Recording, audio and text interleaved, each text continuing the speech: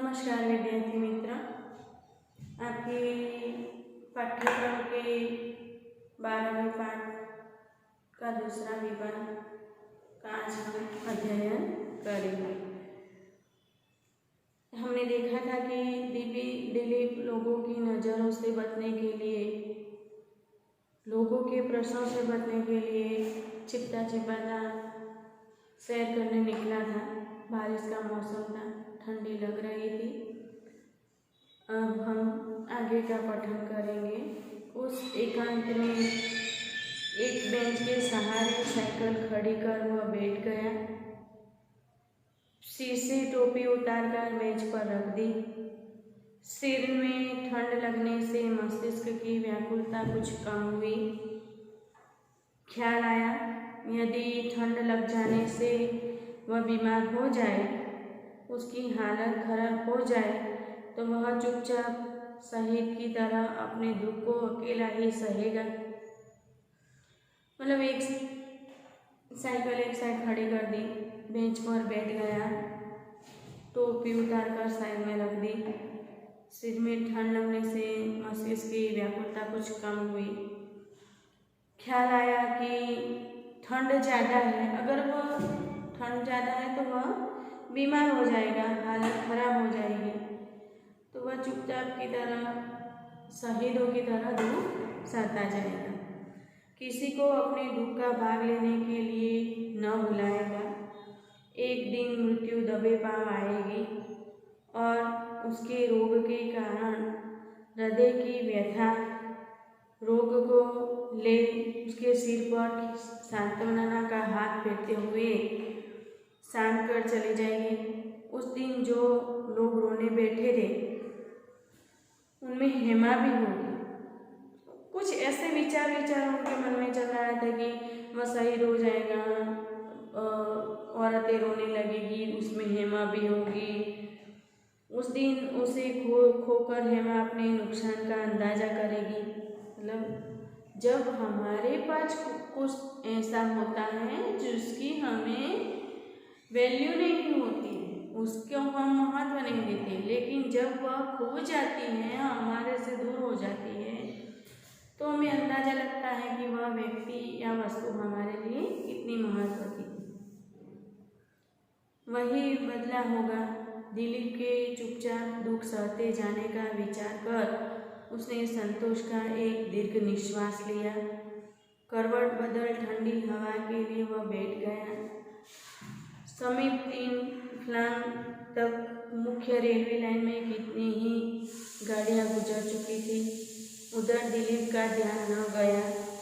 अब तक frontier mail तूफान तीव्र वेग से कोलाहल करती हुई गुजरी तो दिलीप ने उसकी ओर देखा तो रेलवे स्टेशन के पास ही बैठा था।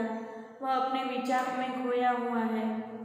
सोचने लगा, ये होगा, ऐसा होगा। उसमें से फ्रंटियर मेल भी चले गए।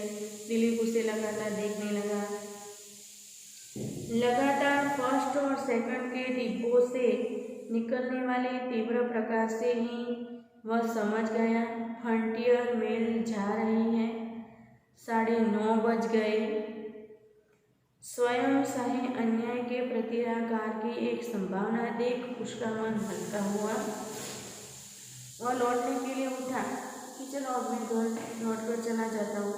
शरीर में कुछ साइकिलें मतलब स्कूटी होने की बाकी थी, कारण साइकिल पर न चढ़ वह पैदल भागो से होता हुआ अपने घर बादशाही मंजिल टंकशाली दरवाजे से आगे निकलते वह चलने लगा।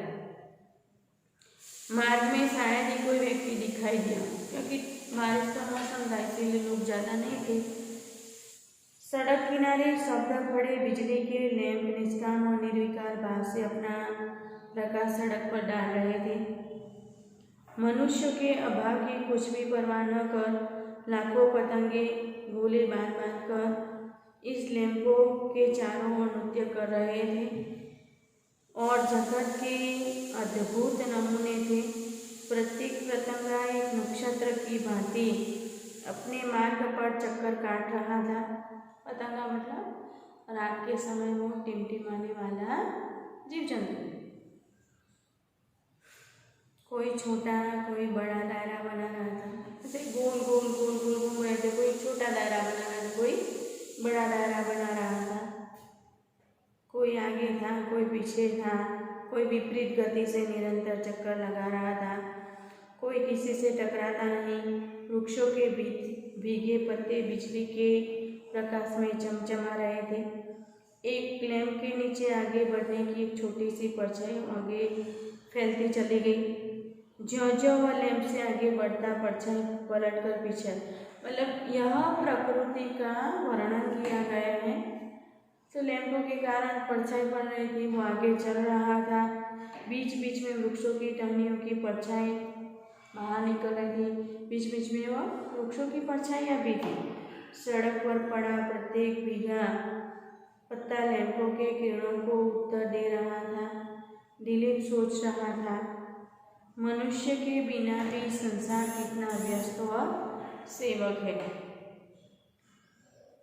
तो मनुष्य के बिना भी संसार कितना व्यस्त और रोचक है, यह समझ रहा था दिलीप मन के मन, क्योंकि हेमा उसे छोड़कर चली गई थी। कुछ कदम आगे बढ़ने पर सड़क के किनारे नींबू के वृक्षों की छाया ने कोई श्रेष्ठ सी चीज दिखाई दी। कुछ आगे चला तो नींबू के वृक्ष की छाया थी, उसमें कुछ श्वेत काली काली चीज उसे दिखाई दी। कुछ और बढ़ने पर मालूम हुआ कोई छोटा सा लड़का सफ़ेद कुर्ता पायजामा पहने एक थाली के सामने रखे हुए कुछ बेच रहा था।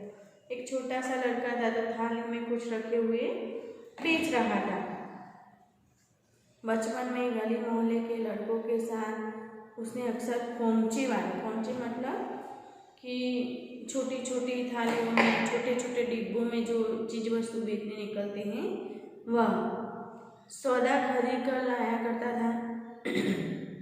वह उन बातों को भुला चुका था, परंतु इस सर्दी में उसने सोचा कि इस सर्दी में सुनसान सड़क पर इतना सा छोटा बच्चा, कोई आने वाला नहीं है, कोई जाने वाला नहीं है, तो ये खोमचे वाला चीज वस्तु कैसे बेच रहा है।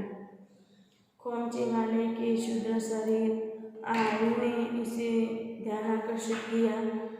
उसने देखा रात में सौदा बेचने निकलने वाले उस सौदागर के पास मिट्टी के तेल की टिबरी तक नहीं है।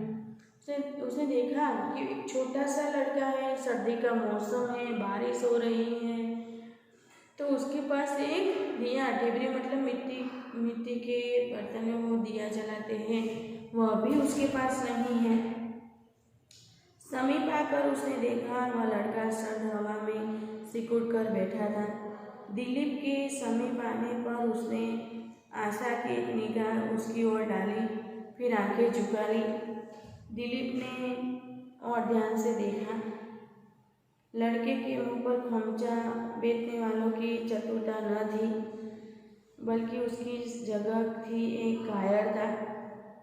उसकी थाली में खोमचे वाले का थाल न रखकर घरेलू व्यवहार की एक मामूली सी हल्की मुरादाबादी थाली, मतलब वह चमचमाती हुई ऐसी कुछ चीज नहीं थी, लेकिन घर की ही एक थाली थी।